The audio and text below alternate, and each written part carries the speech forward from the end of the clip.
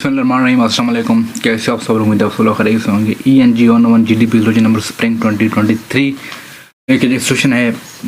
ये सोल्यूशन आपका बेसिकली आपसे एक क्वेश्चन पूछ रहा है, आपका ये ओपिनियन जानना चाह रहा है। इस क्वेश्चन में जो पूछा गया है, या यूँ कह लो कि इस क्वेश्चन में जो समरी आपने देनी है वो आपने प्राइवेट एजुकेशन या एजुकेशन सिस्टम है उसके बारे में आपने बताना है कि उसका रोल क्या है, जो पाकिस्तान में उसने क्या कहते हैं, किस तरह उसने रोल प्ले किया है या उसका रोल क्या है। बेसिकली आपने क्या कहते हैं, आपका जो आंसर है वो 250 कैरेक्टर से एक्सीड नहीं करना चाहिए।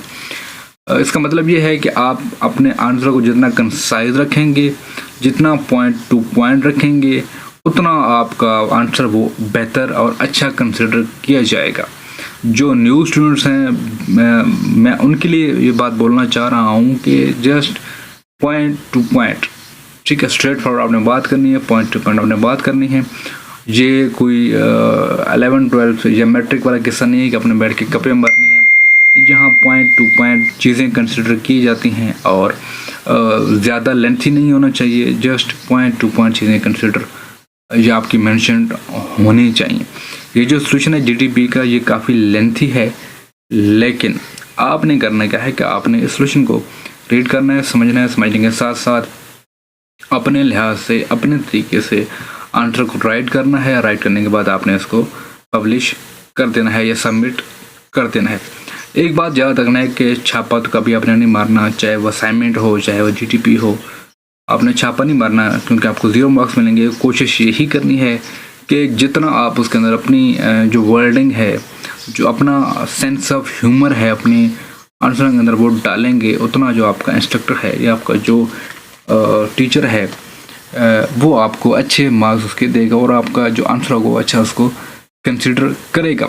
तो हमारे पास जो सोल्यूशन है GDP का, बेसिकली उसने जो पूछा है वो यही पूछा है कि हमारे पास जो प्राइवेट सेक्टर है एजुकेशन की, उसने क्या इम्पैक्ट डाला है पाकिस्तानी एजुकेशन सिस्टम पे, उसका क्या इम्पैक्ट है पाकिस्तान पर, उसने क्या रोल प्ले किया है पाकिस्तान की इंडस्ट्री में, एजुकेशन इंडस्ट्री में।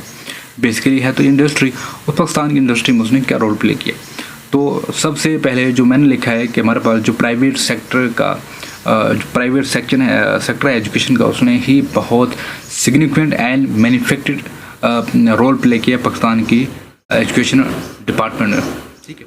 उसने क्या किया है, जो प्राइवेट एजुकेशन डिपार्टमेंट है उसने बड़ा ही कंट्रीब्यूट किया है ओवरऑल हमारे पास जो एजुकेशन सिस्टम है पाकिस्तान का। उसने एजुकेशन को एक्सपेंड किया है, क्वालिटी को इम्प्रूव किया है, प्रमोट किया है इन्वेंशंस को और कंपटीशन को एनहांस किया है। और ओवरऑल हमारे पास जो इम्पैक्ट है वो प्राइवेट सेक्टर का वो कम्प्लेक्स है, जिसमें दोनों पॉजिटिव और नेगेटिव एस्पेक्ट्स हैं वो कवर हैं। उसमें मतलब दोनों एस्पेक्ट होते हैं हर एक चीज़ के, पॉजिटिव भी और नेगेटिव भी। तो हमारे पास जो इसके पॉजिटिव एस्पेक्ट्स ये हैं कि प्राइवेट स्कूल्स ने एक क्रूशियल रोल प्ले किया है जो एजुकेशनल गैप था उसको मीट करने के लिए। हमारे पास हमारे मुल्क में, पाकिस्तान में जो एजुकेशनल एक्टिविटीज़ थी वो कम होती थी, जो एजुकेशनल जो गैप था उसको मीट करने के लिए, उसको फिल करने के लिए उसने बड़ा ही एक कंसाइज रोल या क्रूशियल रोल अदा किया है। उसने प्राइवेट सेक्टर से उसने एजुकेशन को एक्सेस करने में बहुत ही बड़ा रोल प्ले किया, स्पेशली वो ऐसे एरियाज़, अर्बन एरियाज़ या ऐसे एरियाज़ जहाँ पर या जो गवर्नमेंट स्कूल से वो एग्जिस्ट नहीं करते थे या वो दूर दराज इलाकों में थे, वहाँ पर प्राइवेट एजुकेशन स्कूल सिस्टम ने बड़ा ही कंसाइज रोल प्ले किया है और वहाँ पर एजुकेशन को उन्होंने मतलब आम बनाया है। ओवरऑल नीचे आ जाए, जो थर्ड पैराग्राफ मैंने लिखा है कि हमारे पास आप इस पैराग्राफ को स्किप भी कर सकते हैं, आपने जस्ट पॉजिटिव और नेगेटिव एस्पेक्ट्स लिखने हैं।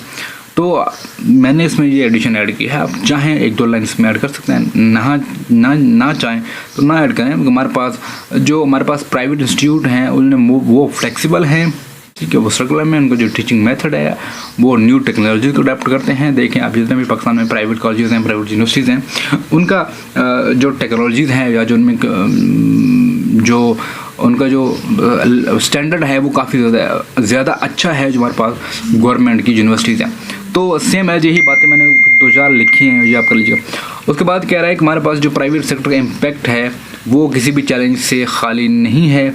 और जो मेजर कंसर्न ये था कि इनको अफोर्ड करना बहुत बड़ा मसला था और है, क्योंकि हर एक बंदा पाकिस्तान में सारे ऑलमोस्ट मीडिया कर हैं। 95% पाकिस्तान की जो पॉपुलेशन है वो मीडिया कर फैमिली से बिलोंग करती है, मीडिया कर कैटेगरी से बिलोंग करती है, तो इनको अफोर्ड करना बहुत बड़ा टास्क था। ठीक है, और जो प्राइवेट स्कूल था इनका फीसें ज़्यादा होती हैं, और ये जो इनका जो सबसे बड़ा डिजास्टर ये है कि ये डिसएडवांटेज है स्टूडेंट्स के लिए जो इनकी हाई फीसेस को अफोर्ड नहीं कर सकते। तो ये है आपका ENG 101 का GDP का सोल्यूशन है।